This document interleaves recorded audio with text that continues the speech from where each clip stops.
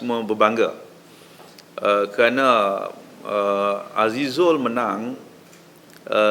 Dia memenangi satu sukan antara sukan yang paling kompetitif yang selalunya didominasikan oleh orang-orang Eropah, dan di kalangan orang Asia saya kira Azizul sudah sampai ke tahap yang lebih daripada apa yang dicapai oleh orang Asia biasa, kerana sukan berbasikal ni banyak kategorinya.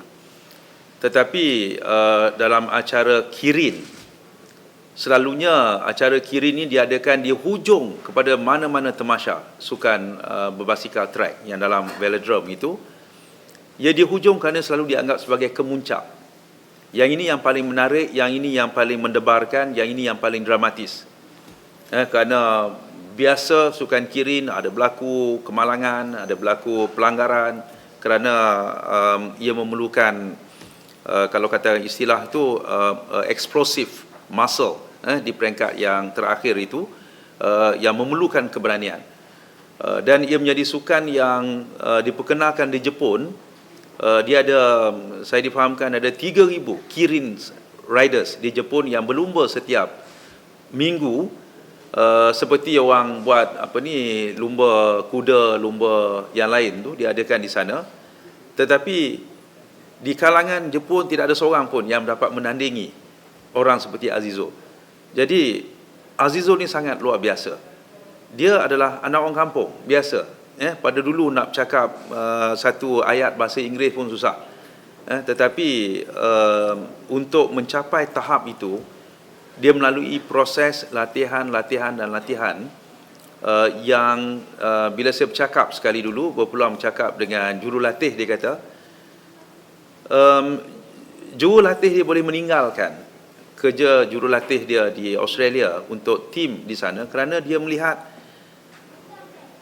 anak kampung daripada Terengganu, bukan pada waktu itu bukan Azizul saja, tapi beberapa orang daripada Terengganu dikatakan mempunyai tahap disiplin, tahap kesungguhan, tahap kesabaran, humble dalam masa yang sama, merendah diri yang luar biasa.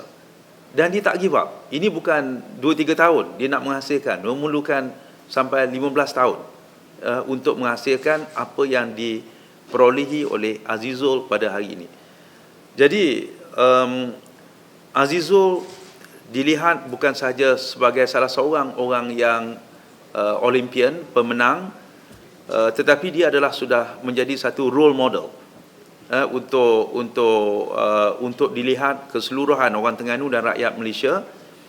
Ia telah bukan sahaja mencipta sejarah, tetapi memecahkan apa yang disebutkan paradigma yang mengatakan untuk sukan seperti itu memerlukan orang yang berbadan tinggi misalnya, kerana kayuhan, kalau dulu nama Chris Hoy misalnya, yang ketinggiannya setengah kali ganda, dia 5 kaki 2 inci. Saya tak tahu dia, kalau saya cakap dengan dia, saya lebih sikit, 5 kaki 4 dia kata. Saya kata kalau dilihat dia yang kecil badannya, tetapi mempunyai kuasa meletupkan dia punya power di saat yang akhir itu, mengalahkan orang yang badannya lebih besar, yang pahanya lebih besar, yang ototnya lebih besar. Dia telah mengubah satu pandangan dan persepsi orang tentang apa yang disebutkan sebagai salah satu daripada biomekanik di dalam sistem dalam sukan yang berkenaan, dan ianya amat membanggakan. Sepatutnya Azizul adalah wira sebagai ikon, sebagai satu lambang kemegahan orang bukan saja rakyat Malaysia tetapi Asia keseluruhannya. Jadi kita kena tahu bahawa sukan itu bukan sekadar sukan berbasikal biasa, tetapi Kirin adalah acara yang luar biasa dan dimenangi oleh orang Asia, dan ianya datang daripada Malaysia. Jadi kita sepatutnya amat berbangga dengan kejayaan dicapai oleh Azizul.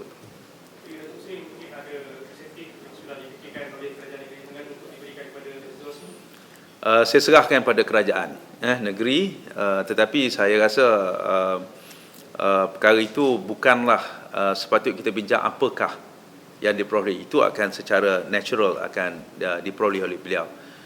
Saya percaya bahawa penaja-penaja beliau, misalnya inilah waktu mereka dapat pulangan yang besar dalam tajaan mereka, kerana kita kena faham bahawa pulangan kepada seorang atlet itu, kerajaan satu hal boleh memberikan sumbangan sebagaimana yang telah kita tahu, ada anugerah-anugerah pencapaian yang diberikan sama ada kerajaan pusat, kerajaan negeri.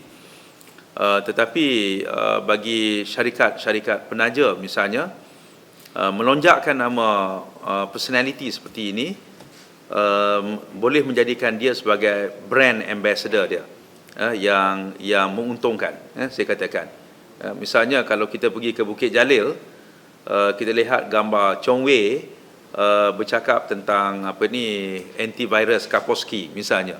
Tak ada kena-mengena pun badminton dengan antivirus software.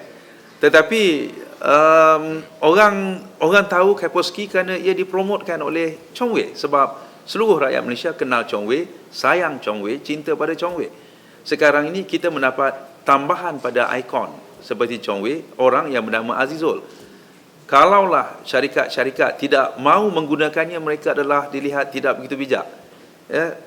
Saya sebutkan dulu waktu dia misalnya cedera, berlaku kemalangan di Manchester satu ketika dahulu, koyak habis, serpihan menembusi. Tetapi ada jenama penaja di situ yang keluar separuh muka surat akhbar di Britain tentang kewiraan orang Malaysia. Dan separuh akhbar itu kalau nak bayar dia punya advertisement, value dia berapa banyak, sebab semua orang tengok. Yang membawa jenama itu sebenarnya mendapat keuntungan yang besar, kerana orang kaitkan nama orang Malaysia, seorang wira berani walaupun cedera meneruskan perlumbaan dia. Dah bukan cedera biasa, serpihan kayu velodrome tu tembus betis dia bangun lagi, heret basikal, menamatkan perlumbaan dia. Dan saya ingat ini tentang kewiraan Azizul diucap oleh Perdana Menteri Australia masa itu, Julia Gillard menjadi Perdana Menteri, yang menyebutkan bahawa this is a sign of relationship antara Malaysia dengan Australia. Seorang yang berani seperti Azizul dilatih oleh orang Australia, berlatih di sana sebagai simbol. Ini adalah perkara-perkara yang disebut satu dunia tetapi kurang dimanfaatkan dalam negara. Tak ramai orang Malaysia yang tahu cerita-cerita macam ni, tetapi disebutkan. Sebab itu saya katakan kerajaan bantu bagi apa-apa insentif pada beliau, anugerah.